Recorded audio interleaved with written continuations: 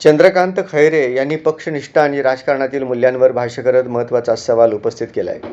पक्ष मोठा आहे की एकनिष्ठता मोठी, असे म्हणत त्यांनी निष्ठा, विचार आणि कार्यकर्त्यांच्या बांधिलकीचे महत्त्व अधोरेखित केले.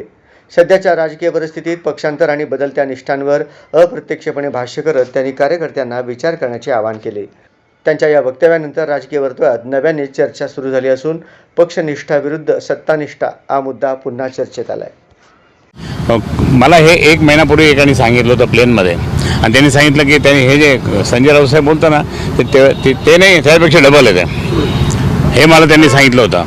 मी नाव नाही सांगणार त्याचं, परंतु प्रत्यक्षात त्या ठिकाणी टोकन पण त्यावेळेस ऑलरेडी वाटप झाले होते.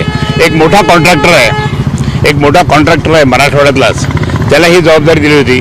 हे 6 लोकांचे पैसे तू पुरवायचे, हे 6 लोकांचे पैसे त्या ठिकाणी तुम्ही देऊन टाका आणि तुम्हाला आम्ही मोठं काम देऊ.